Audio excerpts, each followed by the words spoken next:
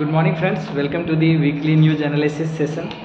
So as you people already know that in this session we people discuss on some important national and international economic news.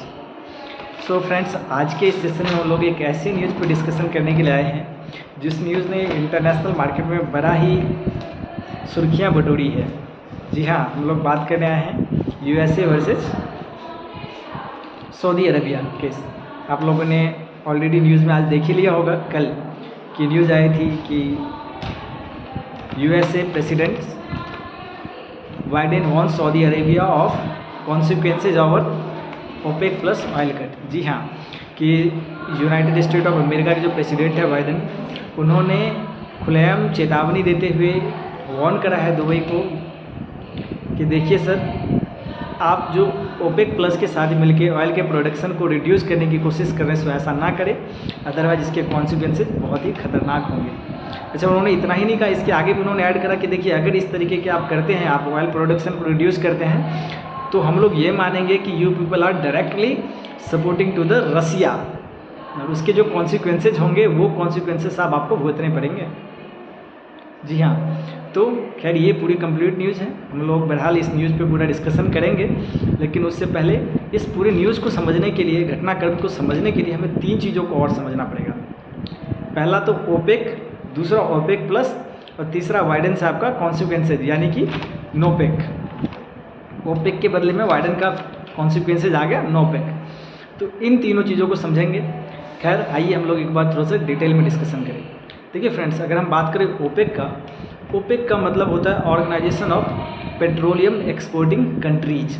अब आप लोग को नाम से ही समझ में आ गया होगा कि कुछ कंट्रियों का, यानी उन देशों का समूह जो क्या करते हैं, पेट्रोलियम को एक्सपोर्ट करते हैं। जी हाँ, ओपेक कुछ कंट्रियों का समूह है, ऑर्गेनाइजेशन है, ग्रुप है, जो वर्ल्ड वाइड पेट्रोलियम प्रोडक्ट्स को, बेसिकली क्रूड ऑयल को क्या करते हैं, सप्लाई करते हैं, और मेजर पार्ट जो है वो यही लोग ऑन करते हैं। फ्रेंड्स, अगर बात करें तो अराउंड में 40 से 42% जो है ग्लोबल एक्सपोर्ट का ये लोग कंट्रीब्यूशन है इनका। 40 से 42% जो ग्लोबल एक्सपोर्ट होता है पेट्रोलियम प्रोडक्ट्स का, वो ओपेक कंट्री ही करती है। सुनाओ, एक बार आते हैं इसके हिस्ट्री की तरफ, देखते हैं बैकग्राउंड में कि ये ओपेक कैसे बनी। देखिए, इन द ईयर 1960 लगभग में 10 सितंबर से लेके 14 सितंबर तक इराक में एक कॉन्फ्रेंस चली थी बगदाद में, जिसमें कि इराक, ईरान, सऊदी अरब, कुवैत और वेनेजुएला, इन सभी लोगों ने मिलकर, इन सभी कंट्रीज़ ने मिलकर एक ऑर्गेनाइजेशन बनाई, जिस ऑर्गेनाइजेशन का नाम दिया इन्होंने ओपेक, विद द इंटेंशन इनका ये था कि बेसिकली साहब देखिए, हम लोग क्रूड ऑयल के मेजर प्रोड्यूसर्स हैं, तो हम लोग आपस में एक कार्टेल बना के रखते, ग्रुप बना के रखते, जो क्या करेंगे, जो ऑयल के प्राइस को डिटरमाइन करने के लिए इसके डिमांड एंड सप्लाई को कंट्रोल करेंगे और अपने हिसाब से अकॉर्डिंगली रेगुलेट करेंगे इसको। ठीक है, भगवान का कृपा रहा, बहुत अच्छी ग्रो करी ये इनका जो ऑर्गेनाइजेशन बनाया इन्होंने, और धीरे धीरे अलग मेंबर्स भी, अलग कंट्रीज़ भी इसमें इंटरेस्ट दिखाए और वो जुड़ते चले गए। ऑल टुगेदर करंट में there are 13 members in the OPEC country. अभी इनके पास 13 मेंबर्स हैं। ये तो हो गई ओपेक की राम कहानी ख़त्म। इसके बाद क्या हुआ, जब ओपेक ग्रो कर रही थी, उसी समय में कुछ दूसरे कंट्रीज़ भी थे जो पावरफुल कंट्रीज़ थे, और वो भी ऑयल के प्रोड्यूसर्स थे, जैसे कि आपका रसिया हो गया, सूडान हो गया, साउथ सूडान हो गया, मैक्सिको हो गया, बहरीन हो गया। ये सारे कंट्रीज़ ने भी इनके साथ इंटरेस्ट दिखाया कि साहब हम भी आपके साथ जुड़ के काम करना चाहते हैं। तो जो करंट मेंबर्स थे इनके, उन्होंने बोला ठीक है यार, हम तो काम कर रही हैं, आपका भी स्वागत है, आप भी आ जाइए, वेलकम। तो अब जो 13 मेंबर्स ऑलरेडी थे किसके, ओपेक के, प्लस में ये अदर मेंबर्स जो आए, जो अपना इंटरेस्ट दिखाए, ये ऐसे 10 मेंबर्स थे, 10 कंट्रीज़ थे। इन दोनों को जब आप मर्ज कर दें तो ये बन जाती है ओपेक प्लस, यानी 13 members of OPEC plus 10 members of other, that is OPEC plus. ये तो कहानी होगा ओपेक और ओपेक प्लस का। अब हुआ क्या, एक चीज़ देखिए, ओपेक प्लस का जो आप बात करें हीरो है, लीड रोल में है, वो है रसिया एंड दी आपका दुबई। इन दोनों कंट्री मिलके ओपेक प्लस को लीड करते हैं बेसिकली। अब हुआ ऐसा फ्रेंड्स कि 5 अक्टूबर 2022 ओपेक प्लस कंट्री जो कि लीड करी जा रही थी किसके थ्रू, आपके एक तो सऊदी अरब और दूसरा रसिया के द्वारा, इन दोनों ने, इन सभी ने मिलकर एक डिसीजन लिया कि हम लोग अब जो हमारा क्रूड ऑयल है इसके प्रोडक्शन को हम कर देंगे reduce by 2 million barrel per day. एक दिन में 2 मिलियन बैरल जो है हम लोग प्रोडक्शन कर देंगे कम। अच्छा, मैं बैरल बता दूं friends, barrel is a measurement of crude oil. जैसे हमारी है ना, मिल्क को लीटर में मेजर करते हैं, राइस को आप लोग केजी में मेजर करते हैं, उसी तरीके से क्रूड ऑयल को बेसिकली हम लोग किस में, बैरल में मेजर करते हैं। अब एक बैरल में अगर बात करूँ तो 1 बैरल इक्वल टू हो जाएगा 159 लीटर अप्रॉक्स में। इस तरीके से आप लोग इसको कन्वर्ट कर सकते हो कितने लीटर। अच्छा, अब ये जो इन्होंने बोला प्रोडक्शन कट करेंगे, अब इसका इंटेंशन क्या होगा? देखिए, ये तो आप लोग अच्छी तरीके से जानते हैं, आप लोग इकोनॉमिक्स के स्टूडेंट हैं, पढ़े लिखे हैं, कि जब कभी भी किसी भी प्रोडक्ट का डिमांड कांस्टेंट है बट सप्लाई को रिड्यूस कर दी जाएगी, सप्लाई कम कर दी जाएगी, तो उसका प्राइस क्या हो जाएगी? इंक्रीज हो जाएगी। यस जी हाँ, और रसिया यही चाहता था दोस्तों। रसिया इसी इंटेंशन के साथ इन्होंने 2 million barrel per day production cut कर दिया ताकि क्रूड ऑयल का प्राइस महंगा हो जाए।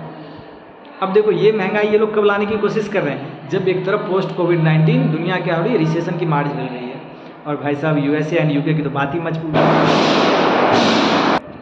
यूके में तो ऐसी कंडीशन बनी पड़ी है कि वहाँ की गवर्नमेंट को जो है गिरने की नौबत आ गई। आपने देखा होगा जब अपने ये ऋषि सुनक जी थे, हालांकि ये नहीं आ पाए, बट इन्होंने ये बात जाते जाते ये बोल के गए कि देखिए साहब, मेरी गवर्नमेंट बने नहीं बने डजंट मैटर, बट हमारे जो ब्यूरोक्रेट्स हैं, हमारे जो पॉलिटिशियंस हैं, इनके लिए सबसे बड़ी एफर्ट की बात ये होगी कि इन्फ्लेशन को कंट्रोल करना। सिमिलर कंडीशन है अपने यूएसए में भी। यूएसए में तो इन्फ्लेशन इतनी बढ़ी कि उनको कंट्रोल करने के लिए उनके फेडरल बैंक को बीच में आना पड़ा। उन्होंने भी इंटरेस्ट रेट हाइक करके देख लिया, बट अल्टीमेटली कोई मतलब खास पॉजिटिव रिजल्ट उनको वहाँ भी नहीं मिली फ्रेंड्स। तो अब क्या हुआ, यूएई इस बात पे यूएस से तिलमिला गया। ऑब्वियसली तिलमिलाना भी था, एक तो इतनी इन्फ्लेशन बढ़ रही है, इसके ऊपर आप जो है और पेट्रोलियम प्रोडक्ट्स महंगा कर रहे हो, जिसके रीजन परिणाम क्या होगी कि हमारे जो फाइनल प्रोडक्ट्स होंगे वो भी महंगे बन के आएंगे। तो उसी टाइम पे जो अपने प्रेसिडेंट यूएसए के थे बाइडेन साहब, उन्होंने बोला ठीक है साहब, ऐसा है कि हम अपने कांग्रेस में इस चीज़ से रिलेटेड, यानी अपने पार्लियामेंट में इस चीज़ से रिलेटेड डिस्कशन करेंगे कि जो ओपेक प्लस प्रोडक्शन जो रिड्यूस कर रहे हैं, प्रोडक्शन कट कर रहे हैं, इसे किस तरीके से डील करा जाए। हालांकि जो ओपेक प्लस मेंबर्स थे उनको इन बात का कोई फ़र्क नहीं पड़ा, फाइनली उन्होंने प्रोडक्शन कट कर दिया। अब इस डिसीजन के साथ ही मार्केट में ऐसा इम्पैक्ट पड़ा फ्रेंड्स कि जो क्रूड ऑयल की प्राइस थी वो बढ़ते बढ़ते बढ़ते भी 95-96 बैरल तक आ गई। और रसिया का इंटेंशन भी यही था, वो चाह ही रहा था, अब प्राइस बढ़ गई। अब जब देखा इन्होंने कि भाई साहब देखो, बात तो कुछ बनने वाली नहीं है, अब आते हैं कि कॉन्सिक्वेंसेज पे इसकी। तो हुआ क्या, 5 मई यानी 5 मई 2022 यूएसए अपने पार्लियामेंट में एक बिल लेके आई। उनके जो आपके सीनेट कमेटी है वो एक बिल लेके आई। वो बिल ये लाए कि देखिए साहब, ओपेक कंट्री यानी ओपेक प्लस कंट्री यदि जानबूझ के प्राइस को मैनिपुलेट करती है, इंक्रीज या डिक्रीज करने की कोशिश करती है बाय इंक्रीजिंग और decreasing the production of crude oil, तो हम लोग अपने कंट्री में यानी यूएसए में इनके अगेंस्ट एक्शन ले लेंगे। समझ रहे हैं क्या कर दिया उन्होंने? बोला देखिए, अगर ओपेक प्लस मेंबर्स प्राइस के साथ किसी तरीके की छेड़खानी करते हैं तो USA is entitled to take action against them. ये बात हुई। इन्होंने इस बिल का नाम दिया नोपेक। नोपेक यानी no oil producing and exporting cartel. इन्होंने साफ मना कर दिया, साहब ऑयल के प्रोड्यूसर और एक्सपोर्टर जो हो, आप लोग आपस में कार्टेल नहीं बना सकते। अगर कार्टेल बनाओगे तो क्या करी जाएगी, आपके अगेंस्ट में यूएसए के कोर्ट में केस कर दी जाएगी, और ये केस करने की पावर दे दी गई अटॉर्नी जनरल को। अपने यहाँ भी अटॉर्नी जनरल होती है, वैसे उनके यहाँ भी अटॉर्नी जनरल, उनको क्या कर दी गई, अथॉरिटी दे दी गई, ये पावर दे दी गई कि साहब आप जो हैं इनके अगेंस्ट, ये जो ओपेक मेंबर है, ओपेक प्लस के मेंबर है, इनके अगेंस्ट आप केस कर दें। इस बिल का नाम पड़ा नोपेक यानी no oil producing and exporting cartel. Hope है, उम्मीद है कि आपको ओपेक प्लस और नोपेक का केस समझ में आ गया। चलिए खैर, बहरहाल ओपेक भी अपना काम कर गया, ओपेक प्लस भी अपना काम कर गया, नोपेक भी बिल बन गई। लेकिन देखिए, बिल बनने के बाद एक्ट बनने में बड़ा ही थोड़ा सा ना बीच का गैप पीरियड होता है। अब इंडिया की तरह समझिए, तो इंडिया में क्या होती है, पहले बिल आती है, फिर लोअर हाउस में, फिर अपर हाउस में पास कराना होता है दोनों जगह पे, फिर उसके बाद फाइनली प्रेसिडेंट के सिग्नेचर के साथ वो एक्ट में बन जाती है। ऐसा इनके यहाँ भी है कि अभी तो वो बिल आई है, बिल फिर क्या होगा, लोअर हाउस में पास होगी, फिर अपर हाउस में पास होगी, फाइनली प्रेसिडेंट बाइडेन साहब जो हैं वो उस पर साइन करेंगे एंड फाइनल एक्ट। चलिए, उम्मीद करते हैं, मान लेते हैं एक सेकेंड के लिए हालांकि बड़ा ही मुश्किल है, बट मान लेते हैं कि एक्ट बन गए। अब क्या होगा एक्ट बन गए तो? क्या यूएसए के लिए इतना आसान है इस एक्ट को इम्प्लीमेंट करना? इस एक्ट के ऊपर एक्शन लेना क्या इतना आसान काम है? देखिए, सबसे पहली बात मैं एक छोटा सा एग्जांपल देता हूँ। आप ज़रा सोचिए, इंडियन गवर्नमेंट है, नरेंद्र मोदी साहब जी हैं, इनके ऊपर पाकिस्तान अपने यहाँ कोर्ट में एक केस जो है दर्ज करवा देती है कि देखिए साहब, इंडिया के जो प्राइम मिनिस्टर है मिस्टर मोदी साहब, ये इन्होंने क्या करा है, सॉफ्टवेयर के प्राइस में जानबूझ के छेड़खानी करके या कुछ किसी दूसरे प्रोडक्ट के प्राइस में जानबूझ के छेड़खानी करके इसका प्राइस जो है हमारे लिए महंगा कर दिया है। तो क्या आपको लगता है पाकिस्तानी गवर्नमेंट हमारे मोदी जी को उठा के ले जाएंगे? अगर नहीं तो क्या यूएसए के लिए इतना आसान काम है कि अगर यूएसए के किसी कोर्ट पे उनके अटॉर्नी जनरल केस फाइल कर देते हैं किसके अगेंस्ट में, जो अपने रशिया के प्रेसिडेंट है पुतिन साहब के खिलाफ, या फिर अपने जो दुबई के प्रिंस है इनके अगेंस्ट में, तो वो उनको लेके आएंगे और उसको इन्फोर्स करवाएंगे इस एक्ट को। यही अपने आप में बड़ा ही मुश्किल काम है। चलिए एक सेकंड के लिए मान लेते हैं कि वो क्या कर देंगे, बहुत सारे सैंक्शंस हैं, सैंक्शंस लगा देंगे। अब देखो मैं आपको बताऊं एक चीज़, सऊदी अरब दुनिया का इकलौता ऐसा कंट्री है जो अपना 100% ऑफ डिफेंस इक्विपमेंट यूएसए से एक्वायर करती है फ्रेंड्स। उनके 100% जितनी भी उनकी रिक्वायरमेंट है डिफेंस प्रोडक्ट की, वो सभी के सभी कहाँ से आते हैं उनके पास, वो यूएसए से ही परचेज करते हैं। अब देखिए, अब ऐसा भी होगा अगर ये उनके अगेंस्ट में एक्शन लेते हैं, ये उनको कॉन्सिक्वेंसेज दिखा दे, तो वो भी क्या बोल देंगे, साहब ऐसा है, हम तो आपसे अब आगे से डिफेंस इक्विपमेंट परचेज ही नहीं करने वाले, हम जा रहे हैं रशिया के साथ, रशिया से परचेज करेंगे। फंस गए। अब आओ एक चीज़ और देखते हैं। सपोज देखिए, आपको ये चीज़ पता होगा कि वर्ल्ड में जितने भी क्रूड ऑयल का ट्रेड होता है वो मैक्सिमम यूएस डॉलर में होता है। ये कोई नई चीज़ नहीं है, हम सभी जानते हैं इस बात को लेकर। अब ऐसा भी हो सकता है अगर United state of America action लेती है अगेंस्ट सऊदी अरब, तो सऊदी अरब ऐसा भी तो बोल सकता है कि साहब देखिए, अभी जो हम ट्रेड डील कर रहे हैं यूएस डॉलर में, कल के डेट में यूएस डॉलर से बंद कर रहे हैं साहब, हम लोकल करेंसी में ट्रेड कर लेंगे, किसी और करेंसी में ट्रेड कर लेंगे। एग्जाम्पल देखो आप लोग, मानो अगर सऊदी अरब आज की डेट में मोदी साहब को बोलते हैं, मोदी जी आप हमसे क्रूड ऑयल परचेज़ करें, पेट्रोलियम प्रोडक्ट्स परचेज़ करें, बदले में आपको यूएस डॉलर नहीं देना है, इंडियन करेंसी देनी है। साहब हमारे लिए कितना बेनिफिट है, मोदी गवर्नमेंट लेगी नहीं लेगी? अब देखियो, आपको फॉरेन रिजर्व जो है ना उसको रखने की ज़रूरत ही नहीं पड़ेगी।